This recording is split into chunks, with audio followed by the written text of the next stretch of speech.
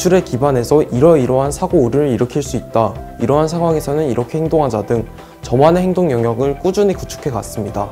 그 행동 영역들을 문제에 적용하며 체화하다 보니 수능 두세 달 전에 푼 70개 이상의 사설에서는 거의 모든 사설에서 1등급이 나왔습니다.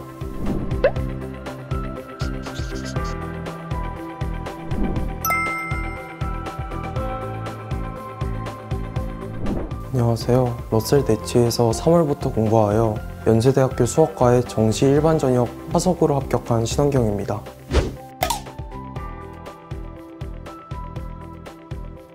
정말 열심히 살았던 1년이었기에 합당한 보상을 받아낸 것 같아 너무 행복합니다.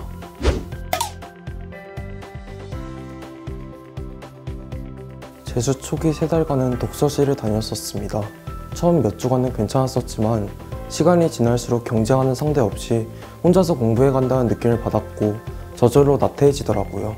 이러다가 작년을 반복하겠는 꼴이 되겠다는 두려움에 최상위권 학생들이 모여있고 승강반 제도로 치열한 경쟁 구조를 구축해둔 러셀로 옮겼습니다.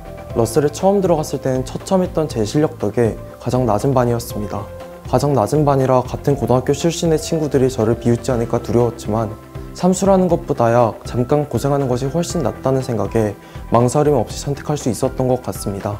반드시 여기서 올라가겠다는 마음가짐으로 분초를 다퉈가며 치열하게 매일을 싸워가니 어느새 꽤나 높은 반에 오르게 된 자신을 발견할 수 있었습니다.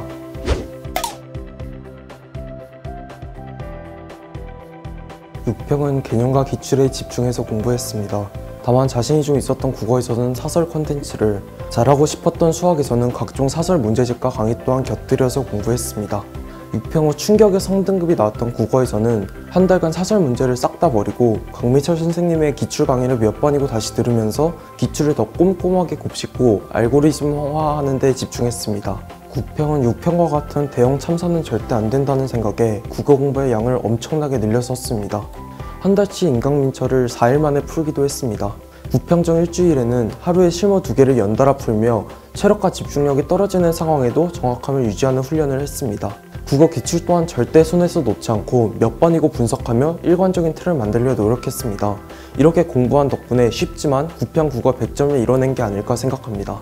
수학은 사설 문제를 풀면서 어려웠던 문제에 한해서는 유사한 생각을 요구하는 기출문제를 찾고 일관된 생각 패턴을 구축하기 위해 노력했습니다.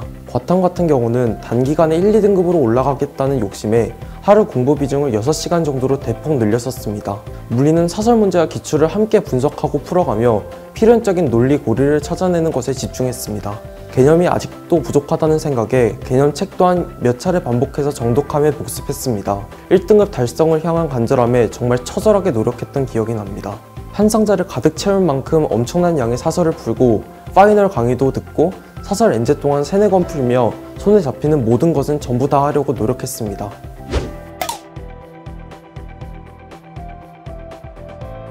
화법과 작문을 선택했습니다. 국내 최고 수준의 단과 수업을 이동시간 없이 들을 수 있는 게 큰 도움이 되었습니다. 미적분을 선택했었습니다.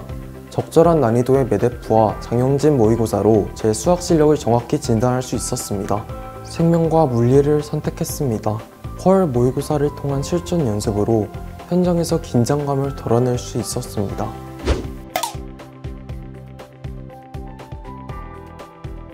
모든 공식적인 모의고사에 대해서 진지한 마음가짐으로 풀었습니다.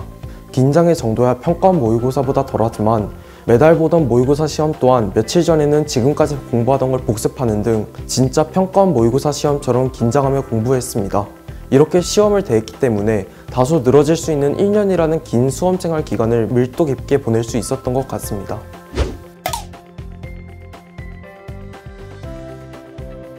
국어였습니다.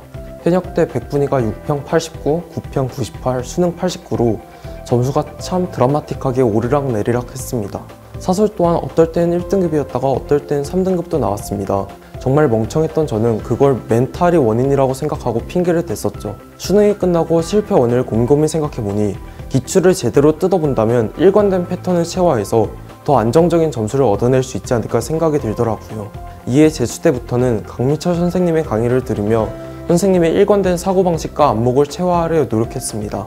강의를 듣고 강의 지문을 7장씩 프린트해서 매일 하나씩 다시 풀어보며 직접 혼자서 강의를 해보기도 하고 애매하다 싶은 지문은 몇 번이고 기출 강의를 다시 돌려봤었습니다.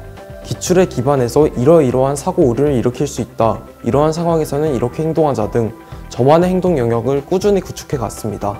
그 행동 영역들을 문제에 적용하며 체화하다 보니 수능 두세 달 전에 푼 70개 이상의 사설에서는 거의 모든 사설에서 1등급이 나왔습니다.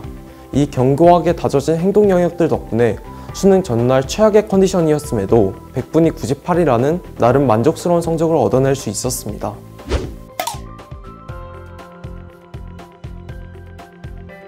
러셀 단과는 자신이 원하는 대로 선생님과 과목을 고를 수 있다는 것이 가장 큰 장점이라고 생각합니다.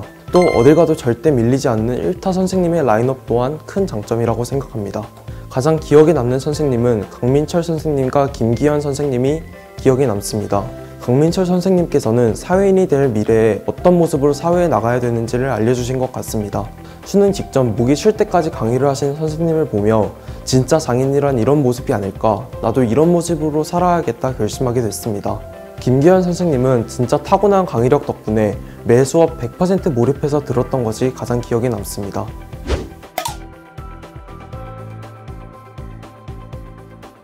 앞서 말씀드렸던 것처럼 긍정적인 경쟁을 할 수 있다는 점이 가장 좋았습니다. 주변의 최상위권 학생들을 보면서 채찍질 당하는 경주마처럼 달려나갈 수 있는 원동력이 됐던 것 같습니다. 또 힘들 때면 옆자리에 열심히 공부하는 친구들을 보면서 끊임없이 동기부여를 받을 수 있었던 환경 또한 너무 좋았습니다. 학원 측에서 각 시기에 알맞게 컬 모의고사 혹은 장영진 모의고사와 같은 훌륭한 퀄리티의 모의고사를 주기적으로 공급해준 덕에 현장감을 수능날까지 유지할 수 있었습니다. 핸드폰과 전자기기의 관리를 철저히 해주신 덕에 불필요한 것보다 공부에 더 집중할 수 있었던 것 또한 큰 장점이었던 것 같습니다.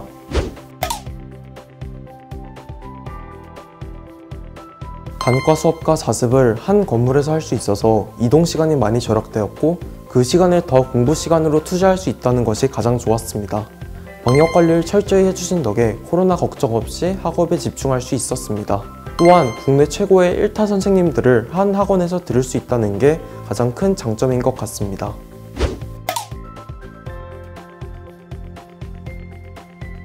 가끔 시험을 망치면 부르셔서 불안한 시기에 잘 가고 있다고, 불안해할 필요 없다고 위로해 주신 덕에 힘든 수험생활을 버틸 수 있었던 것 같습니다. 또 수능이 끝나고도 절 기억해 주셔서 입시 상담을 진행해 주신 덕에 큰 도움이 되었습니다.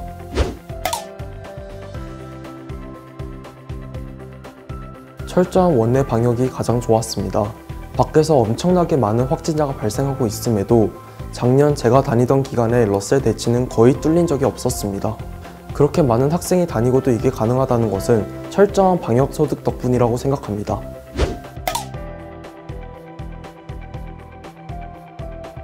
수능 전 한 달이 너무나 무섭고 고통스러웠습니다. 사설에서 전 과목이 계속 1등급이 나왔던 상황이라 혹시나 수능에서 이게 떨어지면 어떡하나 두려워했습니다. 스카이 메디컬은 바라지도 않고 인서울은 할 수나 있을까? 작년 수능처럼 엄청나게 무너지면 어떡하나? 그런 걱정들 덕에 수능 전날에는 1시간도 채 못 자고 일어났었습니다. 극복 방법은 딱히 없는 거라고 생각합니다.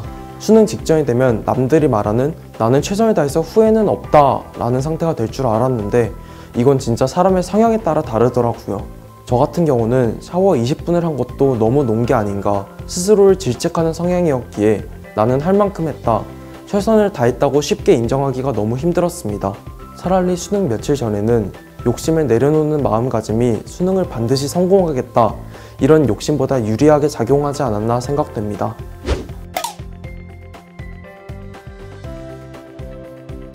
고통스럽고 힘들수록 성공이 더 가까워지는 것이라고 굳게 믿으셨으면 좋겠습니다.